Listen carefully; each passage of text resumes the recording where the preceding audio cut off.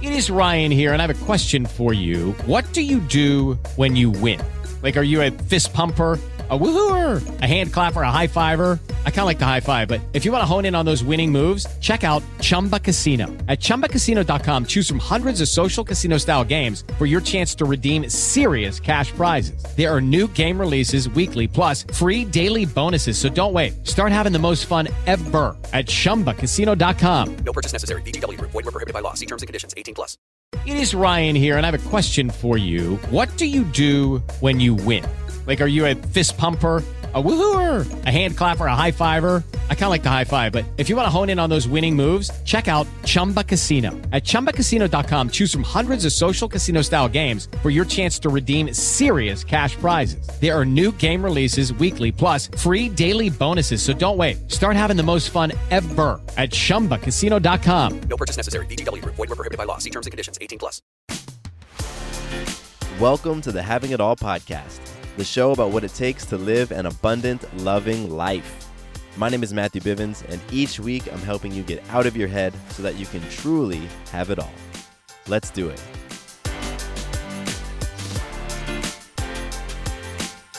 What's going on, beautiful people? Welcome back to the podcast. My name is Matthew Bivens, and I am so happy that you chose to hang out with me today and talk about having it all, living an abundant, loving life. If this is your first time to the podcast, I want to just extend a huge thanks and gratitude and say welcome to the show. I am excited for you, and I appreciate that you would take some time to invest in this type of conversation. I think you're going to get something awesome out of it. If you are a returning listener, welcome back. So happy that you chose to hang out with me again, and you are the reason why I just keep doing this show, keep producing this thing. So today is a fun episode because the topics I'm going to dive into today were inspired by you. I'm going to be answering two listener questions today. One of them is around faith, and one of them is around passive-aggressive behavior in a relationship.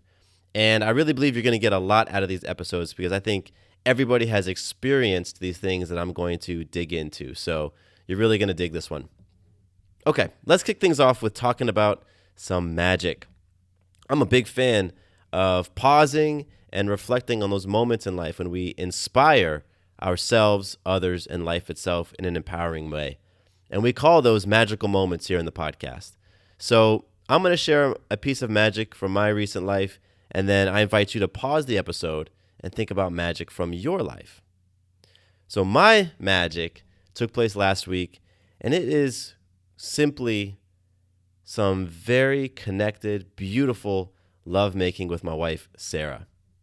And the reason why this is magic is because, we've been married for several years. We've been together for a while, and we do a lot of things in our lives together, right? We've created what I call layers. When you have known each other for a long time, you know your ins and outs, you run a household together, you have kids together, you run businesses together, all those different things create layers. And layers can end up becoming like emotional blockages or just sort of like mental BS, mental chatter. For example, I might be saying to myself, man, I wish Sarah was initiating more. All that type of stuff can get built up over time and can just add to those layers. And so it's very magical whenever we are very intentional about cutting through those layers and creating some intimacy. And for us, we are huge believers that our sexual energy is always flowing. That energy doesn't come and go. It's always there. And that energy is also not given to us by another person. You know what I mean? Sarah does not give me my sexual drive, my sexual energy, my vitality, and I did not give it to her. So we can turn it on and turn it off whenever we choose. And we're both playing to be as turned on as we possibly can, in every sense of that word. So it's important for us to be able to make that time to connect with that energy first for ourselves as individuals, and then bring it together and pour it into one another, into these amazing sexual experiences, which create these breakthroughs and explosions, literally and figuratively. So love making last week with Sarah, where we were cutting through the layers, just connecting heart to heart, connecting with ourselves, pouring into one another was absolutely magical. And, she's my queen, she's my rock, and just ensuring that home is taken care of, like that to me, when you've got that your primary partner and they're taken care of and the two of you are really just thriving, like everything else seems to flow. It really does, at least in my experience. So that is my magic for this week. Now I invite you, hit pause on the episode, think about some magic that you've created in your life. It can be big magic or small magic. Choosing to listen to this podcast might have been magic, because maybe you said, I'm going to listen to something empowering rather than the political talk radio, right? Maybe that's what you did, and that could be your magic. Or maybe you woke up this morning and you said to yourself, okay, you know what? I'm going to do something for myself before I open up my email or before I jump onto social media, right? Little things like that. That's magic. So just take a moment, reflect on magic for yourself. And then we're going to actually, because today's episode is all about listener Q&A, I'm not going to have any specific listener love because I'm going to share that when I read the emails. So before I do those emails, however, I want to give a quick announcement that the Trust Challenge is going on right now, and we're currently in day 6. Right now, Tuesday, February 25th is day 6 of the Trust Challenge, and you can still jump in. It's totally cool. You can jump in with us and flow for the next 5 days, the last 5 days of the challenge. We end on the 29th.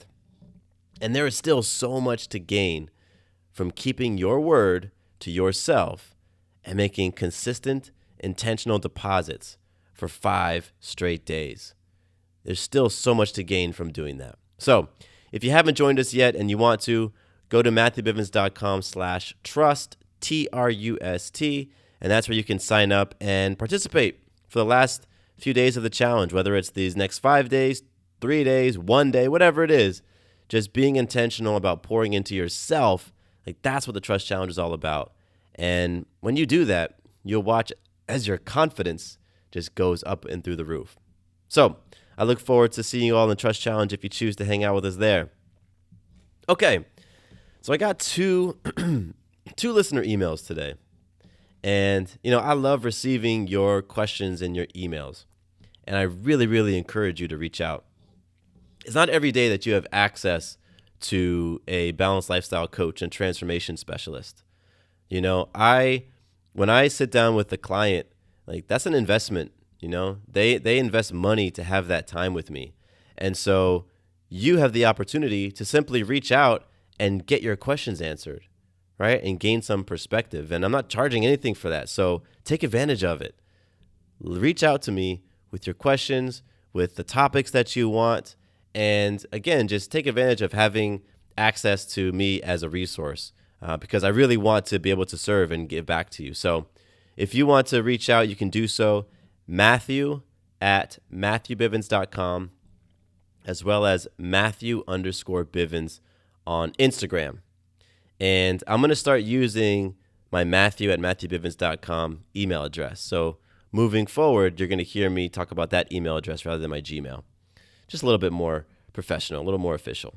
Hey guys, it is Ryan. I'm not sure if you know this about me, but I'm a bit of a fun fanatic when I can. I like to work, but I like fun too. It's a thing. And now the truth is out there. I can tell you about my favorite place to have fun. Chumba Casino. They have hundreds of social casino style games to choose from with new games released each week. You can play for free anytime, anywhere. And each day brings a new chance to collect daily bonuses. So join me in the fun. Sign up now at ChumbaCasino.com. No purchase necessary. VGW Group. Void where prohibited by law. See terms and conditions. 18+. Hello, it is Ryan, and we could all use an extra bright spot in our day, couldn't we? Just to make up for things like sitting in traffic, doing the dishes, counting your steps, all the mundane stuff. That is why I'm such a big fan of Chumba Casino. Chumba Casino has all your favorite social casino-style games that you can play for free anytime, anywhere with daily bonuses. That should brighten your day a little. Actually, a lot. So sign up now at ChumbaCasino.com. That's ChumbaCasino.com. No purchase necessary. VGW Group. Void where prohibited by law. See terms and conditions. 18+. So these fine folks today connected with me through Instagram. So the first email comes from, or the first message comes from Brittany, and I'm gonna read the part where Brittany is asking for help because there was some other awesome stuff that Brittany was sharing with me. So Brittany writes, "My faith is missing from my 6Fs, and I don't know what to do about it.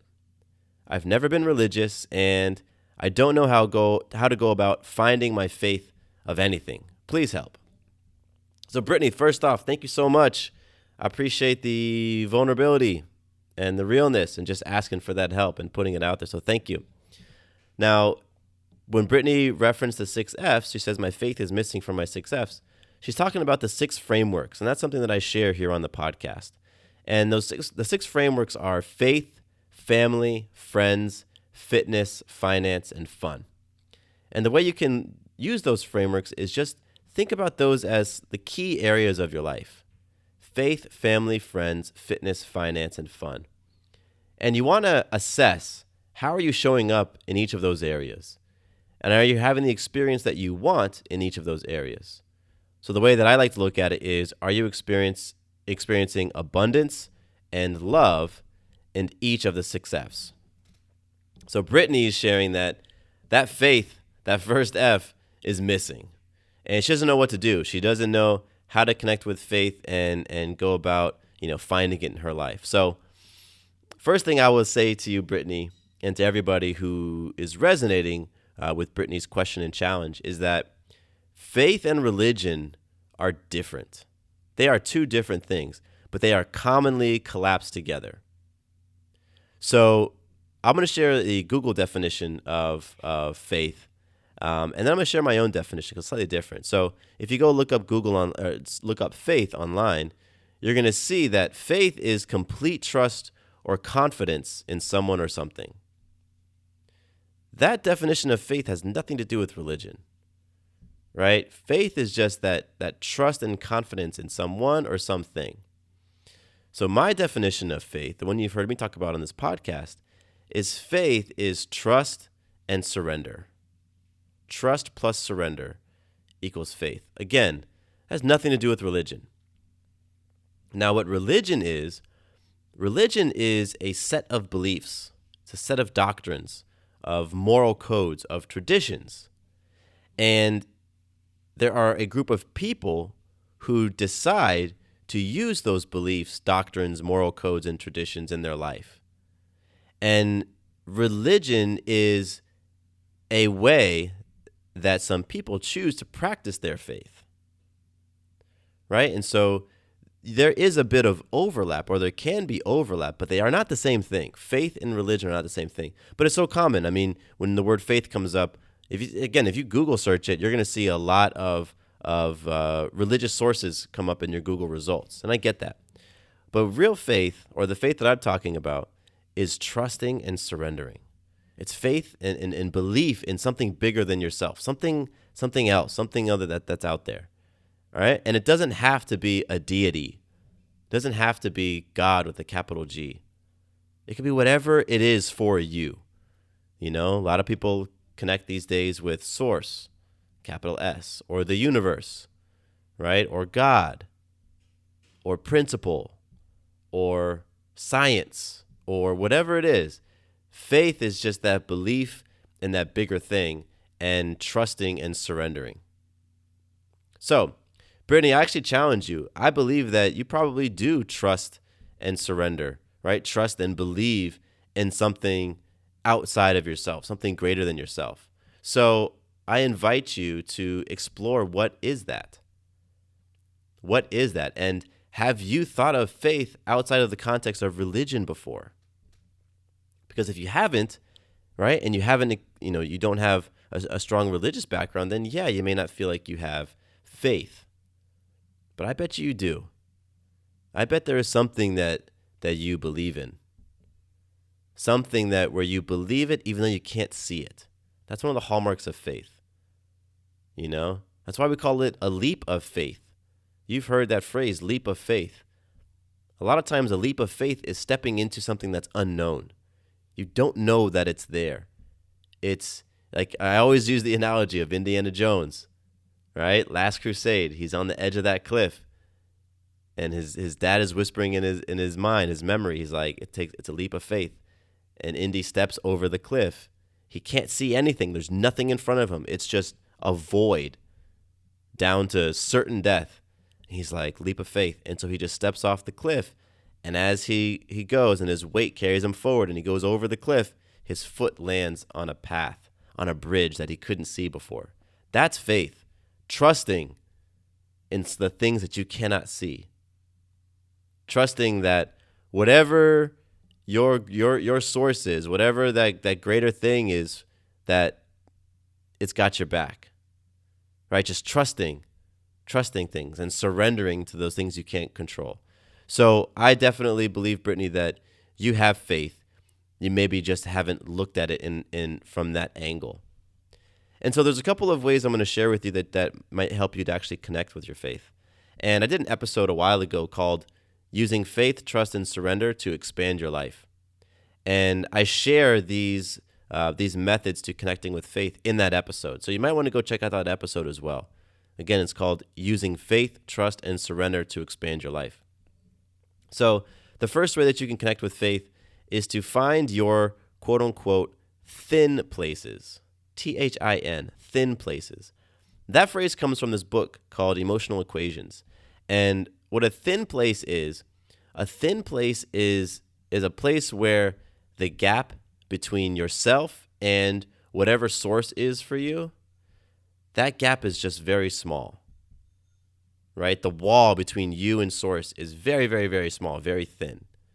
So, for example, some people, when they go out in nature and climb up to the top of a mountain, that's a thin place for them, right? The gap between them and source is very thin when they're on that mountaintop. People feel very connected to their source, to their God, to their faith when they're out in nature on that mountaintop.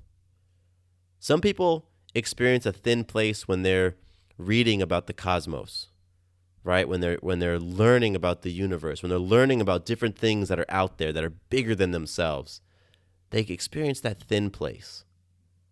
Some other folks experience it when they go to a religious service, go to a church or temple, a synagogue. All right, that's where they experience the thin places. So for you, I invite you to explore, where are your thin places? Where are you able to experience source, your source, whatever it is for you? Explore that.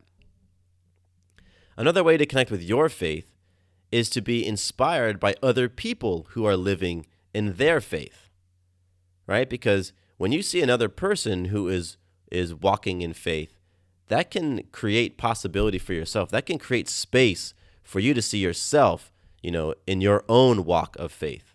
Even if you don't know what it is for you, you see people who can identify with something as faith, and it kind of helps you to connect those dots. And so sometimes that's just having a conversation with somebody who is high in their faith, right?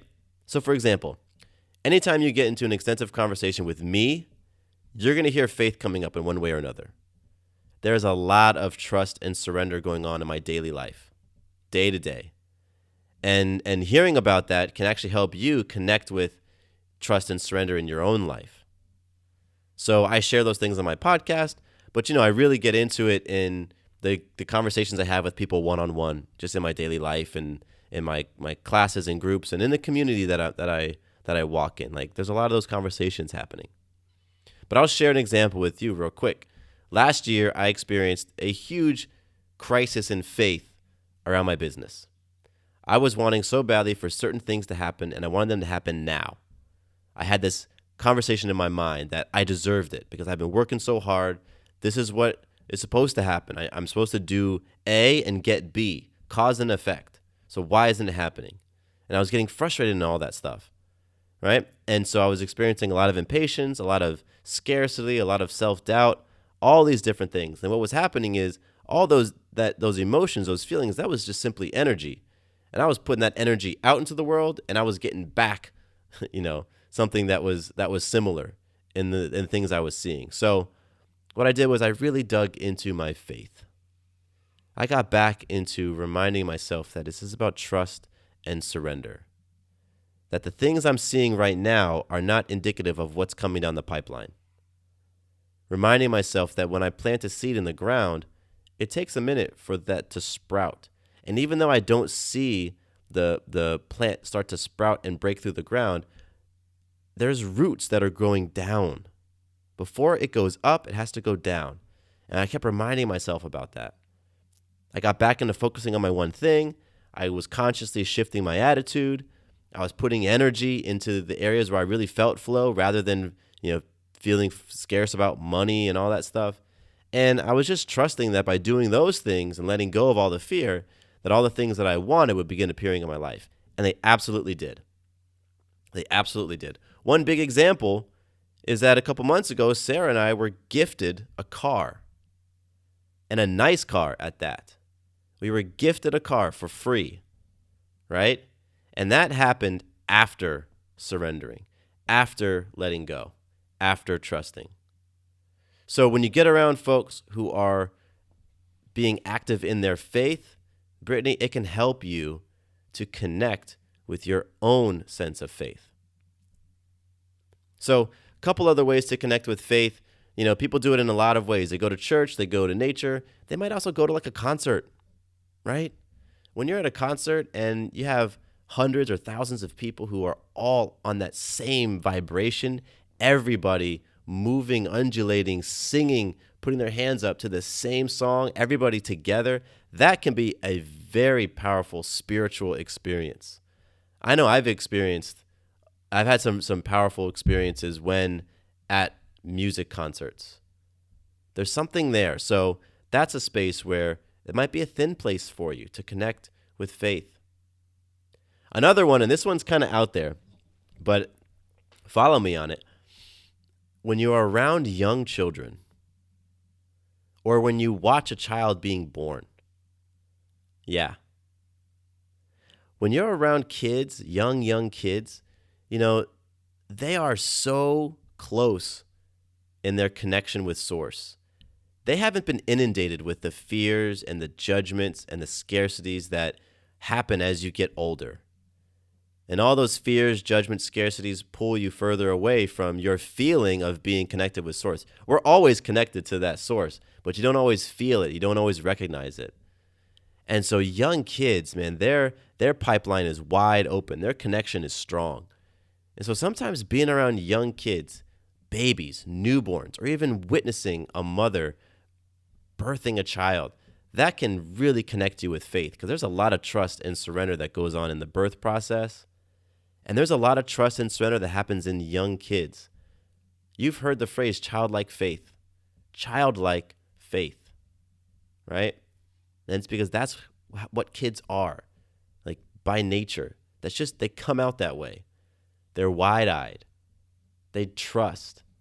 They surrender things they can't control, and it's only after months and years that they pick up these behaviors from their parents, from their guardians, from other people, where they then try to control things, and they then start being self-conscious, and they then start to, not believe. It's all that stuff that's picked up later on. So hanging out with young kids, I have found that can help connect you with your own personal sense of faith. So Brittany, I hope I gave you something to chew on and something to think about and a different way to approach connecting with faith. The big thing is it really is different from religion. And so when you can remove faith from the box of religion and just explore it as belief in something bigger, as trust, as surrender, then I believe it'll give you a different paradigm through which to view faith and therefore to view yourself and your world. So, Brittany, I'd love to hear your feedback. Hit me back on our Instagram thread and let me know what you thought about the episode or about this conversation. All right, so we're going to move on to our second listener email, and we're going to do a full 180. The first one was about a personal, challenge, and the second one is going to be about a challenge in a relationship. And so this one is from Lewis. And Lewis writes, "Why do people hide behind sarcasm? Namely, my wife. The batting of the eyelashes, the rolling of the eyes, the quick one-liners that are meant to shut me up or put me in my place. Is this a show of deep insecurity?" So Lewis, man, your So you sent me this message on Instagram, and you sent me a longer story via email, and I appreciate it. Your story, especially on your email, it was like you laid it all out. You laid everything out there. And so I chose to answer the first question that you sent me on Instagram rather than address the email, because there's a lot in the email that I could unpack, and we could talk about that for hours. But I believe this question around sarcasm and really what is passive aggressive behavior in relationships, I think that we all can relate to that in some way, whether it's in our spouse or our best friend or our siblings or coworkers. I mean, passive aggressiveness is pervasive. So many people rely on passive aggressive behavior and communication styles, and it is really ineffective and can be very destructive. So this is a great one to talk about because it touches so many people. Hello, it is Ryan, and we could all use an extra bright spot in our day, couldn't we? Just to make up for things like sitting in traffic, doing the dishes, counting your steps, all the mundane stuff. That is why I'm such a big fan of Chumba Casino. Chumba Casino has all your favorite social casino-style games that you can play for free anytime, anywhere with daily bonuses. That should brighten your day a little. Actually, a lot. So sign up now at ChumbaCasino.com. That's ChumbaCasino.com. No purchase necessary. VGW Group. Void where prohibited by law. See terms and conditions. 18+. So, again, when I read your email, Lewis, the first thing that comes up for me is just passive aggressiveness, which, like I said, can be a very destructive in a relationship. I've done it in the past relationships, and when I used passive aggressiveness, it would be like in side comments or withholding, like not looking at my partner in the eye or withholding my love or doing all those things. I did it as a way to manipulate, right? I was doing it as a way to get across what I really wanted without, or like what I wanted to experience or what I wanted to say without having the courage to just straight up say it, right? And that's what was going on with me. So I'm going to speak from that perspective.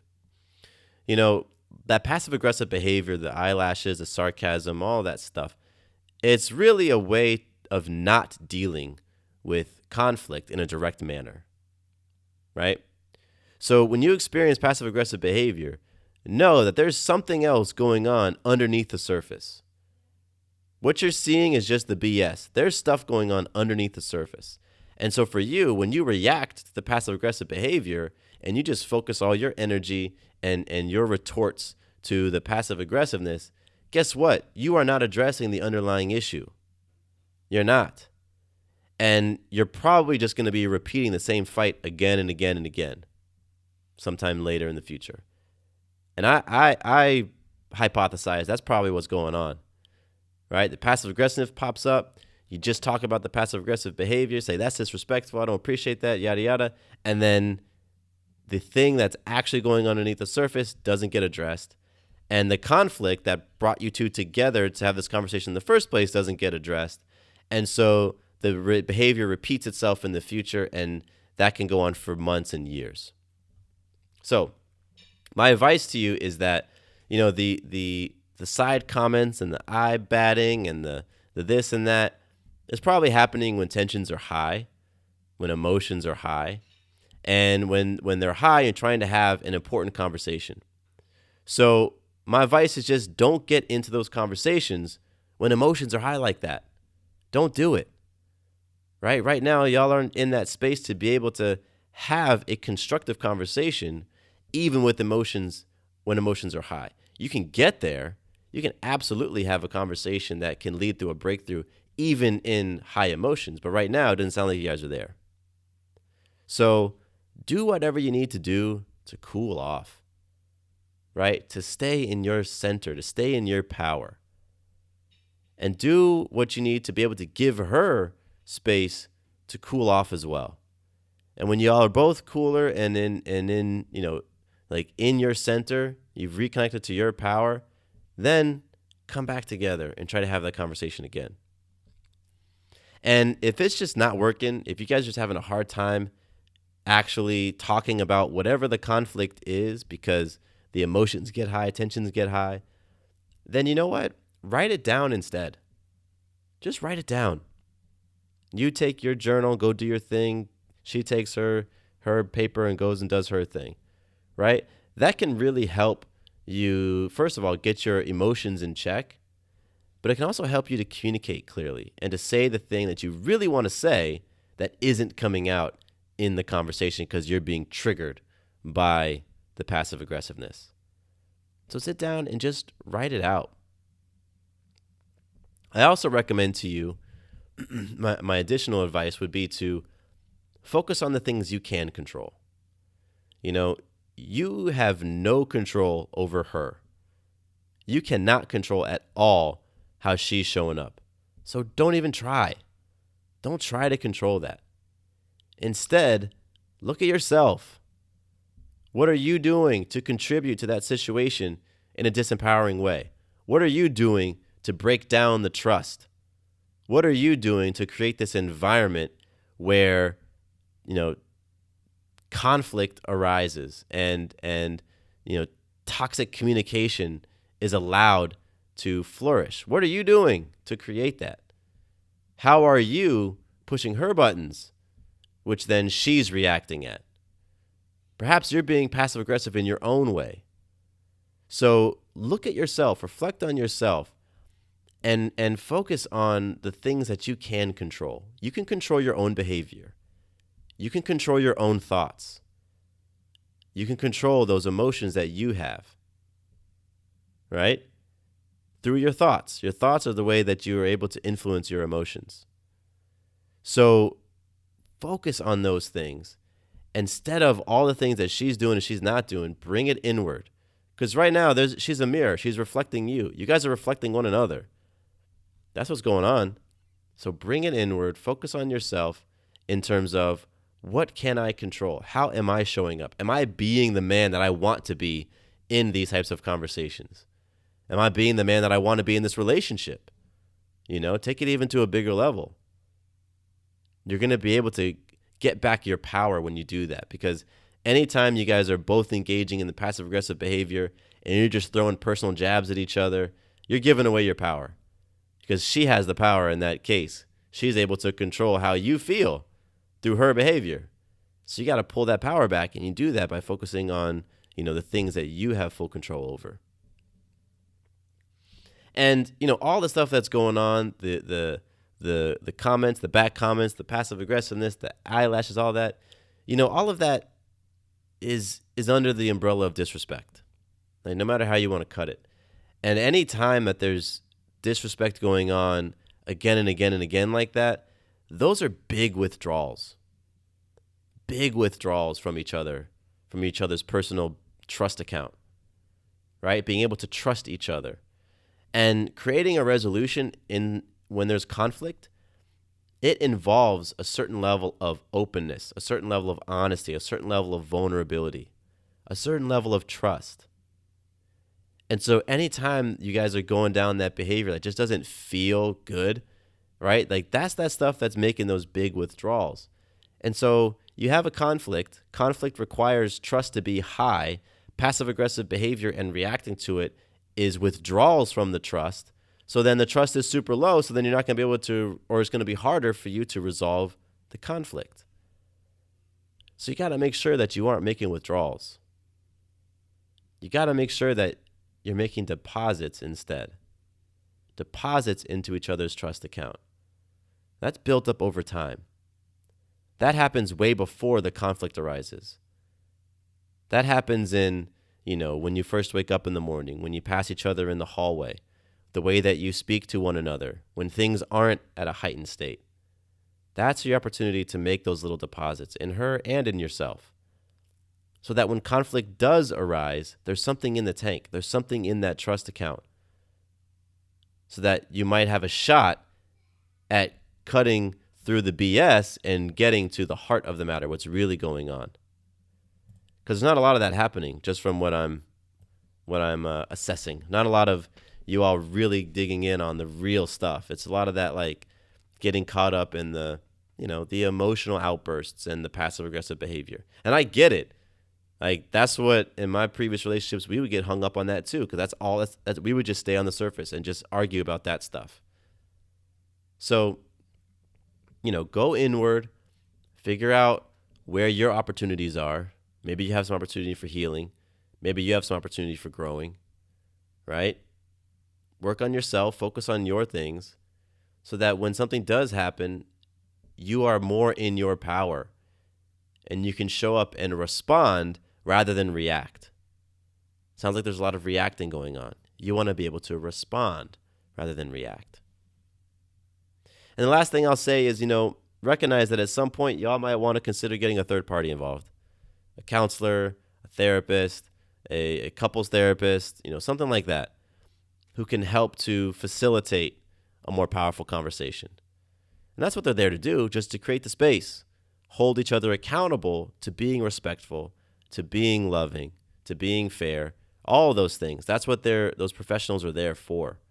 So I would recommend if, the things that I shared aren't effective, if you guys aren't able to do that, then consider, bringing somebody else in who can just help create a more powerful dialogue, a more effective dialogue, so that you can actually address the things that you need to be addressing. So, Lewis, my man, huge appreciation for you, gratitude for you for bringing a real question and a real conversation to the podcast, because there are so many people out there who are experiencing passive aggressiveness in themselves and in their partners who have just benefited from your vulnerability. So I appreciate you, man to man. I appreciate you just being like, hey, you know what? I'm going to ask for a little bit of help. I'm going to humble myself because there's a lot of things that we don't know and we can't figure all this stuff out on our own, right? Like, we don't need to be, this goes for everybody. We don't need to be trying to fix everything on our own, solve all of the problems on our own, take care of everything on our own. That is just going to leave you so burnt out, so worn out, emotionally, mentally, physically, spiritually. Asking for help is such a powerful thing. Asking for advice is such a hallmark of strength and humility. It truly, truly is. And it ultimately leads to you being happy. It leads to you being happy. And so, hey, you might have to ask yourself, are you fighting to be right, or are you willing to be happy? Because a lot of times people will fight to be right, even if being right means they're in pain, means they're suffering, means they're unhappy. So when it comes to asking for help, that might be an opportunity for you. I will once again share with you that I would love to help in any way that I can. And if that's in answering a question that you have on a podcast episode like we just did today, that would be awesome. You can reach me at matthew@matthewbivens.com or on Instagram at Matthew_Bivens. You can ask me your questions. You can share with me your topic suggestions. Whatever you want, I'm here to help. And last thing before we wrap up today, once again, if you want to join us for these last few days of the Trust Challenge, like we still have actually half the Trust Challenge left, including today, right? Tuesday the 25th through Saturday the 29th. That's 5 days. That's half the challenge left. You can come join us. Go to MatthewBivens.com/trust, TRUST. It's 100% free. It's easy, simple, fun. Love to see you there.